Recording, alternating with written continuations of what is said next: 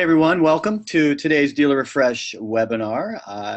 Today is Wednesday, August 3rd, wrapping up summer. I'm Ryan Girardi, your host, alongside with our guest speaker today, Aaron Horowitz. Welcome, Aaron. How's it going today? Hey Ryan, how you doing?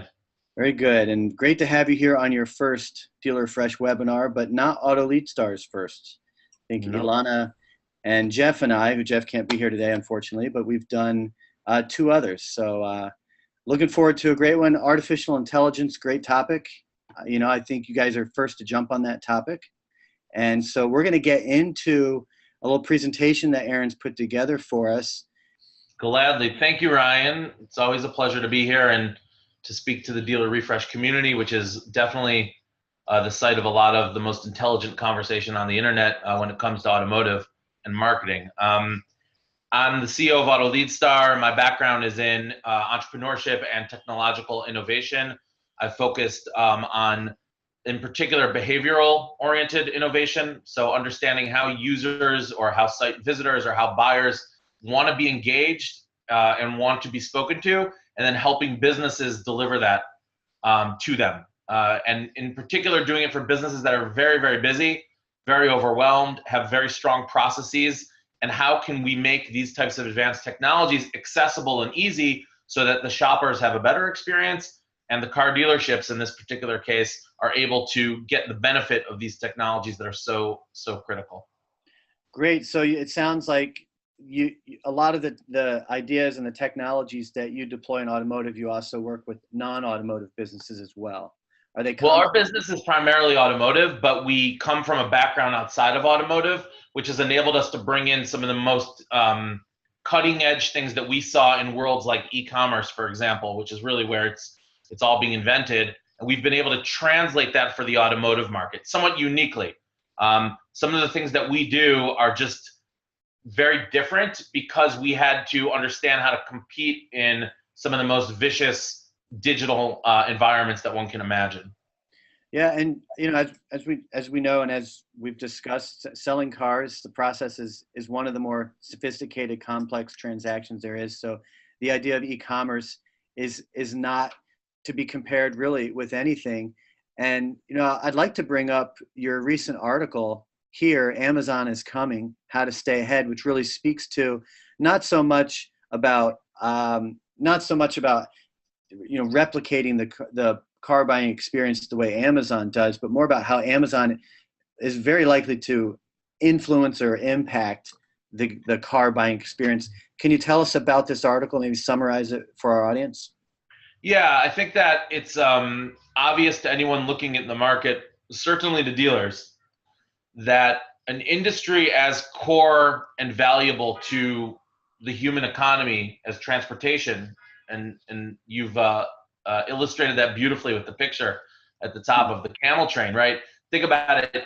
Humans have been innovating in transportation from time immemorial. And every time an innovation has happened, it has caused a tremendous opportunity financially, militarily, politically.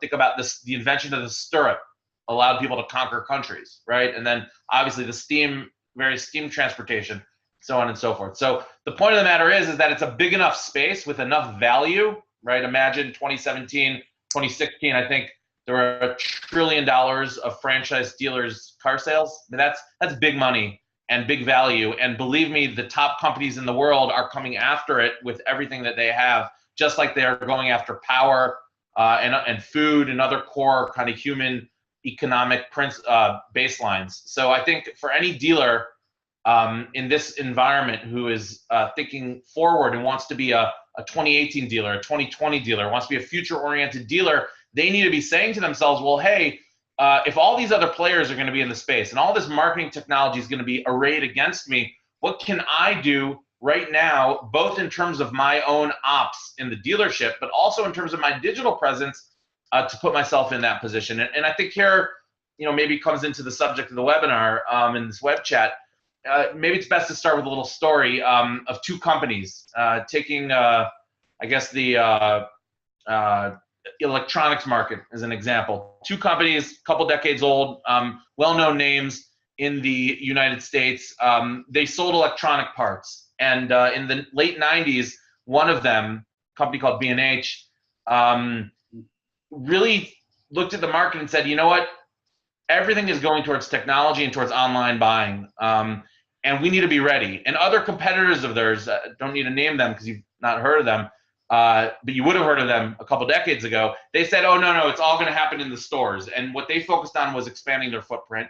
And today, I think B&H is something like, I don't know, $2-3 billion a year and can defend itself against Amazon, whereas these other companies are no names, and no one's ever heard of them, and their revenues reflect that. So the point of the matter is that in moments of tremendous change where the market is moving somewhere else, or the way that people understand what they want to buy and achieve, we have to look ourselves in the mirror and say, are we going to invest in the infrastructure that it takes to be that future-oriented company so that we benefit from this change? Or are we going to keep doing what we're doing and be left behind and ultimately end up a no-name with revenues a fraction of our competitors in that case? Let's get into the AI component of this, because I think the takeaway really is going to be, look, there are things that technology can do specifically around the shopping and user experience with the dealership website, and they're just going to continue to evolve.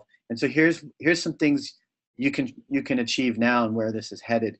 If you pop over to the slide deck and maybe open up actually slide number 3 with all the pictures of the products, just to reflect a little bit, Ryan, on what you were just saying, and then walk through kind of some concepts and maybe a few takeaways at the end. If you think of how marketing has evolved over time, right? It's gone from, and let's take, the emergence of mass production, right? When we went from making everything by hand and bespoke and whatnot, just making things mass in factories. Take the Model T, right? Mass marketing as a concept has evolved to try to get back to that individualistic approach to marketing, right? Some of you here may remember that movie Minority Report from I don't know, early 2000s, was it maybe? Yeah, mid-2000s?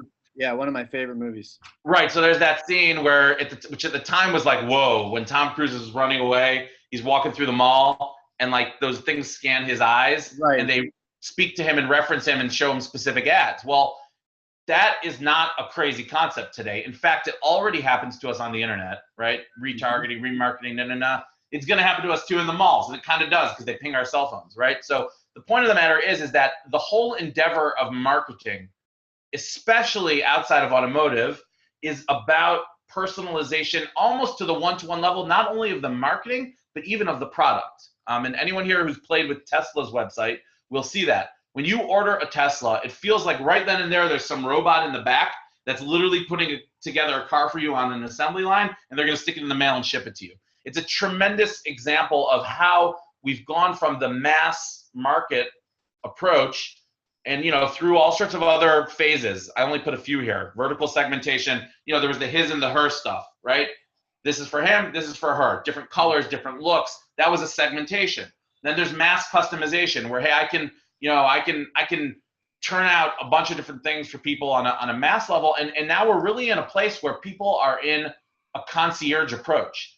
It's for you, it's about you, and we want you to have a good experience buying it. That is a very powerful concept for marketing and for product, and dealerships really need to be thinking about that. You already have that in your showroom, right? For the most part, right? When you talk to I spend many hours a week in showrooms.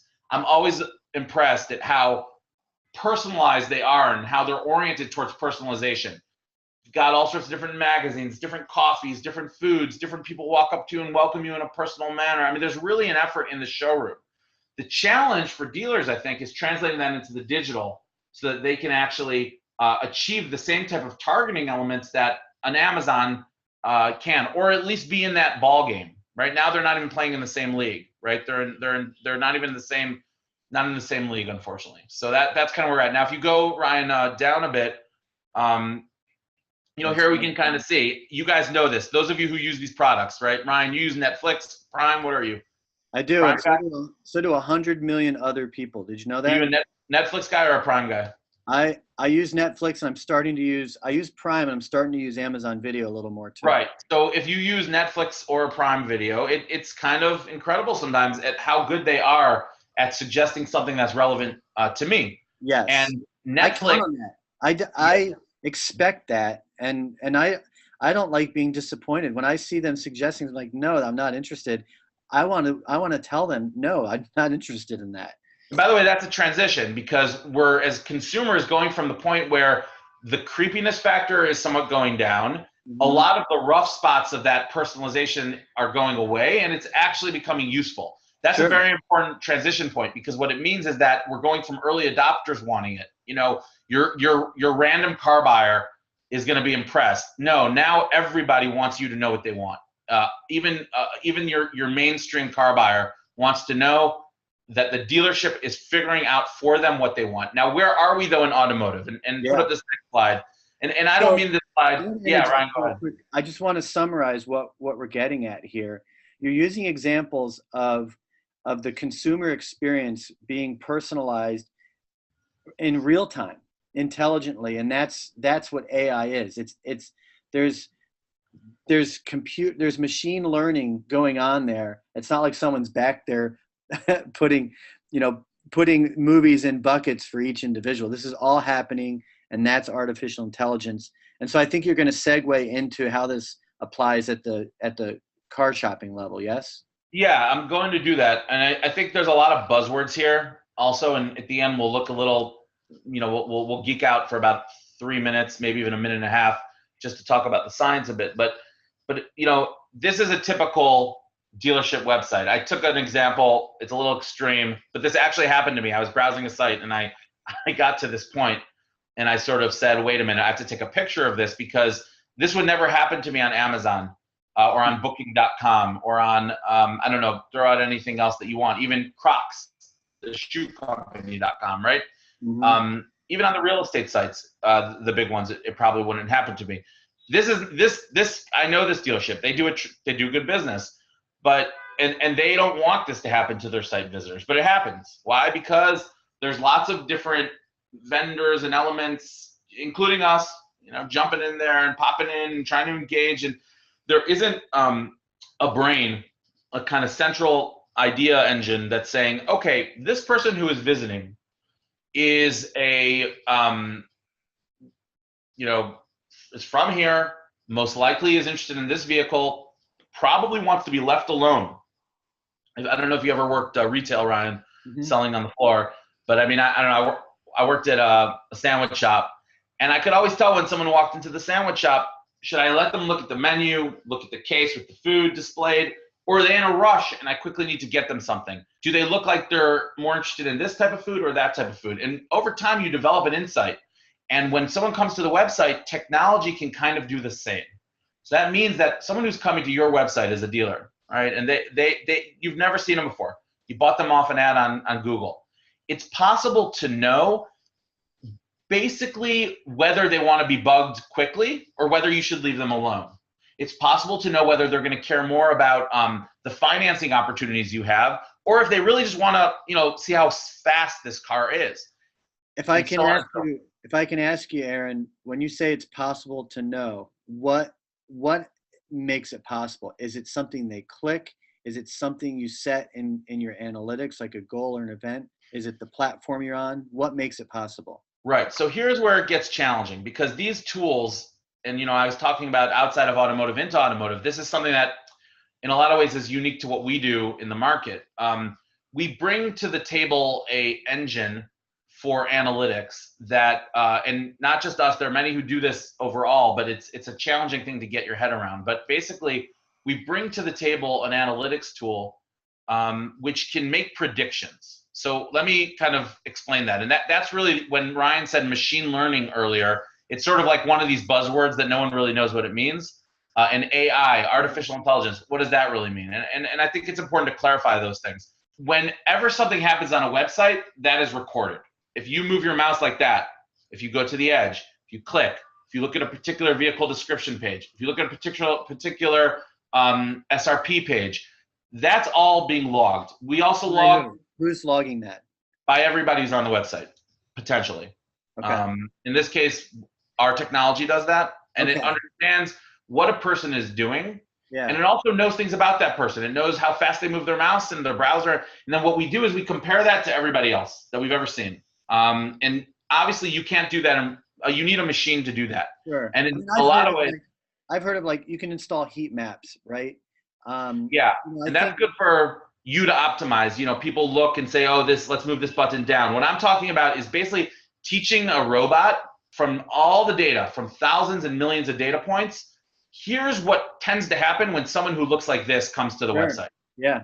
There's no way for us to even understand. And if you can pull up the slide deck for a second. Aaron, I hope you don't mind me interjecting you and kind of asking you these questions, because again, when you say things like, your website can watch these things, I don't know how that works. I'm convinced that Facebook sees everything I click and then serves up, ads, and so does Google if I click on it. But you're saying is like the gestures and the acceleration, and that really, it's the fingerprint of the user is what you're talking about. Exactly. And in a lot of ways, I mean, that's all data that by just being on a website, you're by default giving over. You're not revealing who you are. You're not, but you are showing certain things that the right engine for analyzing them can make guesses about you that are better, that are decent.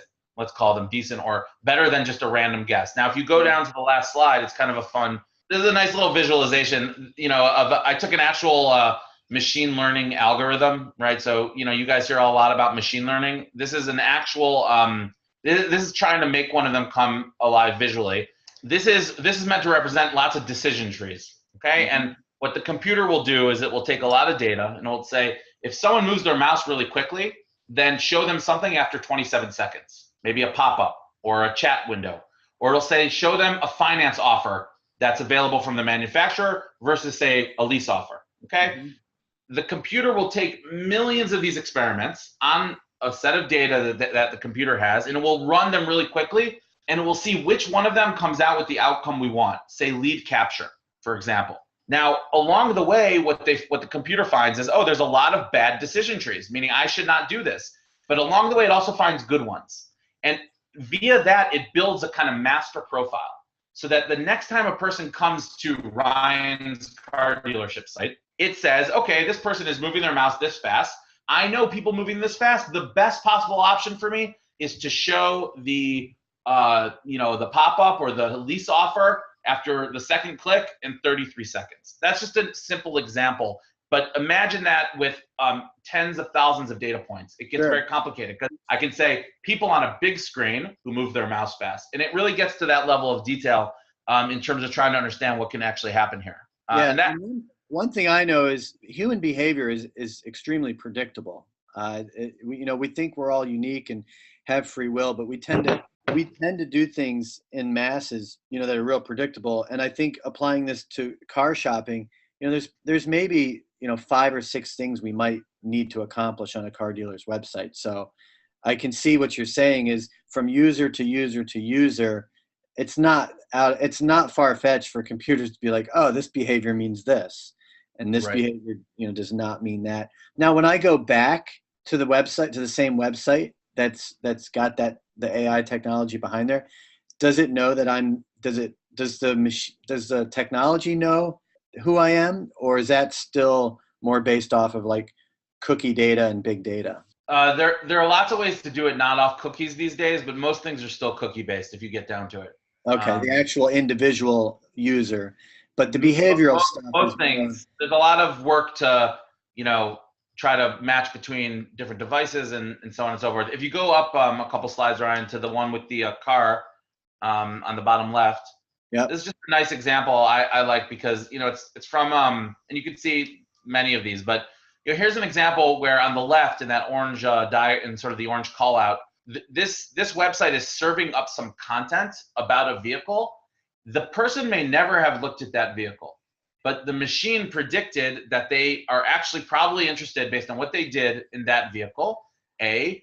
B, they predicted that if they can show something about safety, appearance, and maybe financing options, the individual person browsing the website is going to be most interested in the one that's about appearance. And the machine said, let's do that, and then it served it up. In this case, it's using our platform, but there are comparable platforms. And here the goal is not to necessarily convert them in this moment, but the machine believes again that that you can show them you can show this person this content, keep them on the site longer, and then get a conversion down the road.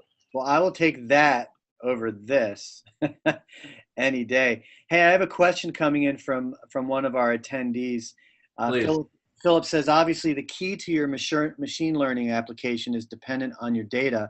So is the data that you're using to build your algorithm your data, or is it shared resource with, as he says, a large enough sampling to be accurate? So we try to do a few things. One, we've not yet, I'm just, for the world, we don't pull in external data sets for the most part. We've had good success with that because we've not found that the data is clean enough to do what we need. So generally our approach has been as follows. We create a lot of profiles and we put those profiles into kind of the core. And then as a website begins to reveal its own data set, we'll start to default towards that as opposed to the baseline profiles that we've created. So it's a very dynamic process depending on how much traffic there is. As Phil probably knows, to get real data and to have a real insight, you need a tremendous amount of data. Yeah. To be statistically significant and also to train these programs. And when I say train, it's like training, I don't know, a dog to do something. You similarly train your machine, your computer, to guess better about a certain thing that you're trying to attack. Okay, great. So Phil, hopefully we answered your question, and thanks for asking. And again, folks, any questions, just feel free to use the Q&A. So we're getting towards the bottom of the hour. Probably want to start thinking about wrapping this up for folks. Do you want me to bump to slide 7 here? Yeah, let's do a few. I think here what I want to just encourage everyone is that it's very hard to just say, okay, go do this, right? This was a challenge always at when I speak at Digital Dealer or I speak at conferences. People always want to know what they can go and do immediately, and it's hard because this is hard stuff and there's science behind it. It's challenging to implement. There are vendors that can do it. What I do want to encourage people to take away from this webinar in particular is a culture of innovation in their technology. Meaning, if you think about how fast marketing technology is innovating in the market, and we're talking every few years, it almost completely reinvents itself. How fast remarketing and retargeting and those ads that follow you around, and then how mobile targeting is advanced, and Google's now reporting walk-ins based on who clicked on your ads. Did that person literally walk into the store? I mean, there's just a tremendous amount of stuff, and that's not even the super cutting edge stuff. So I think dealers need to be really focused on holding vendors to a standard of innovating regularly. Meaning, if you don't see from your vendor a new innovation in their product that's trying to kind of move it forward for the customers every 6 months, 8 months, and certainly almost a reinvention every 2 years because things have changed so much, you're probably not moving yourself forward quickly enough. And I think that that's just a general standard that is important for people to think about. Dealer Refresh is a very sophisticated community, so the people here are really in a lot of ways at graduate level when it comes to some of these concepts, especially around the advertising. And I love reading those discussions on analytics and proper analytics. But really, it's on everything. So we are really into conversion optimization right now, our company, and we're really into thinking about how we take conversion optimization and then we go even further and think about how all the different elements of the dealership play together, and how the AI that we have, that knows a person was on the site and there's an offer from GM that's relevant, and there's also something exciting going on in the store. Well, then what should happen? And help the dealership figure that out, and if possible, even trigger it. That's kind of where we're trying to take it. And I think, you should be talking to your vendors about that as well, asking what type of analytics they're doing on their data, what else they can offer you, how is their function that they serve for you, how is it getting smarter, and how is it pushing the envelope using data, using AI. And in a lot of ways, you have to mine that out of your vendors and or be looking for other opportunities to kind of keep pushing the envelope. Well, you should put yourself on the hook, because if you slow down, then you're on tape as telling people to push the bubble with their vendors. So I know. Well, my team is like, we're very we like innovation. So we're Well, you know what? The best way to innovate is to listen to what your dealers are saying, Listen to what your customers are telling you they want and they need. Get that dialogue going with them, and then adapt, right? And yeah, I find that I think we one of the things we like to do is actually, and we're doing it this summer, is we'll go into a dealership, we'll like send a dev team that we're working on a feature. We'll say, hey, would you guys mind hosting us and let us use your office to do the feature in? And then what it'll help us do is kind of get quick feedback and really be on site and in their lives as we build features. I think you're completely correct. That can't be emphasized enough. Yeah. So let's do this, folks. We're going to save the last couple of minutes for a quick product sneak peek so that we have it. But just to kind of wrap things up on our side, the takeaways here, as far as I can see, are that, through artificial intelligence implemented onto your dealership website, dealers have the ability to truly provide a more personalized, customized experience that is more relevant to the shopper experience. I mean, that's effectively sums this up. Do you want to put that in your own words? No, absolutely. That's very, very well said, Ryan. Okay. So before we get into the product sneak peek, I'm just going to reiterate, and thanks again, folks, for being here. Anyone who here is on the West Coast, you're a diehard. If you're watching this on the recorded version, appreciate that too. If you want to learn more, here's what I like to do is, we're going to have an edited version of this webinar, just like we do with all of our webinars, and we'll have a blog post out that you can look for over the next couple of weeks, and that will link to the full version, the full recorded version here. And just to emphasize, we did recently launch the Dealer Refresh podcast in the mix, and so Chris, Leslie, and I will produce a podcast shortly in the next couple of weeks as well around this webinar. And you'll see in that one, just like this one here from May, there's a link for AutoLeadStar, dealerrefresh.com/AutoLeadStar. If you want to learn more about them, we also have a keyword campaign set up for them, so you can text AutoLeadStar to 555-888, and that'll immediately get you pretty much this information here. Watch. Here we have a link for a free white paper, creating a personalized dealership website, and that links to, my bad, I don't have it up and I'm not going to bring it up, but it links to one of our advertorials around that white paper. This one we launched around your infographic. Folks can get that. All you got to do is go to the advertorial and click here and you'll get that. You don't have to fill in your information or anything. And again, if you do the text code, you'll get that as well. So folks, when you get our emails, look for these things. Look for the sponsored links. Look for the mini webinars and the videos. Really do everything we can to bundle this stuff up and get it delivered to you. I really appreciate the conversation and taking the time. I love your message, and I love you guys' kind of devotion to putting the content together with us, getting it out there so diligently. It's what we look for, with our sponsors and with vendors in the community. And so, folks, for attending, thanks again for being here. Stay tuned over the next couple of weeks as we roll all this information out to you. And that being said, if you want to say anything else, Aaron, now's your chance. No, thank you very much, and we really appreciate the opportunity to speak to the community. Look forward to doing many more exciting web chats together. All right, definitely. Thanks, Aaron, and thanks, folks. We're going to go ahead and close down now. Have a great day. Bye-bye.